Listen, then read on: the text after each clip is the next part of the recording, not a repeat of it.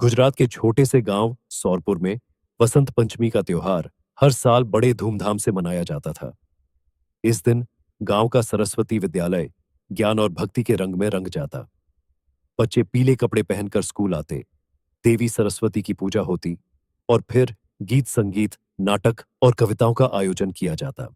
लेकिन इस बार का वसंत पंचमी केवल एक परंपरागत त्योहार नहीं था, बल्कि यह बदलाव की एक नई कहानी लिखने वाला था। गांव के सबसे बुजुर्ग और सम्मानित व्यक्ति दादू काका हमेशा कहा करते थे, वसंत पंचमी सिर्फ एक पूजा नहीं, बल्कि हमारे जीवन में ज्ञान और नई सोच का संचार करने का अवसर है। लेकिन गांव के कुछ लोग अब भी पुरानी सोच में बंधे थे, जहां लड़कियों की शिक्षा को महत्व नहीं दिया जाता था। इसी पुरानी मानसिकता से गुड़िया भी जूझ रही थी। गुड़िया, जो चौथी कक्षा में पढ़ती थी, पढ़ाई में बहुत तेज थी। उसके सपनों में ऊंची उड़ान थी, लेकिन उसके पिता रामलाल को लगता था कि लड़कियों को पढ़ाने से कोई फायदा नहीं। वह हमेशा कहता, लड़की को पढ़ा लिखा कर क्या करना, आखिर उसे तो पराया धन बनकर ससुराल जाना ही है। गुड़िया कई बार अपने पिता से कह चुकी थी कि उसे आगे पढ़ना है, लेकिन उसकी बातें अनसुनी कर दी जाती थीं। इस बार वसंत पंचमी के अवसर पर विद्यालय में एक भाषण प्रतियोगिता रखी गई थी, जिसमें गुड़िया ने भाग लिया। मंच पर खड़ी होकर उसने पूरे आत्मविश्वास के साथ कहा, मां सरस्वती हमें ज्ञान और विवेक देती है।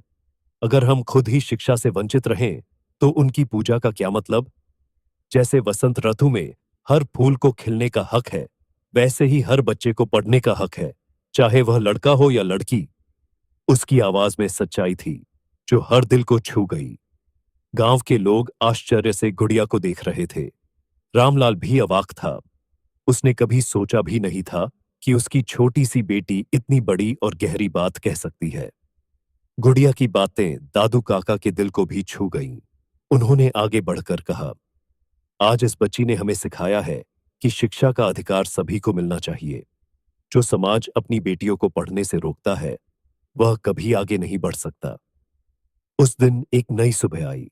रामलाल ने मंच पर आकर अपनी बेटी को गले लगा लिया और सबके सामने घोषणा की, आज से मेरी गुड़िया भी पढ़ेगी और मैं वादा करता हूं कि गांव की हर बेटी को शिक्षा का अवसर मिलेगा। इस फैसले ने गांव के कई और माता-पिता की सोच को बदल दिया। वे भी अपनी बेटियों को स्कूल भेजने के लिए तैयार हो गए। वसंत पंचमी का असली महत्व केवल देवी सरस्वती की पूजा में नहीं, बल्कि ज्ञान, जागरूकता और एक नई सोच की शुरुआत में है। इस बार वसंत पंचमी ने सिर्फ गांव में वसंत नहीं लाया, बल्कि समाज की सोच में भी एक नई बहार ला दी थी। जब ज्ञान का दीपक जलता है, तो अंधकार खुद ब खुद दूर हो जाता है।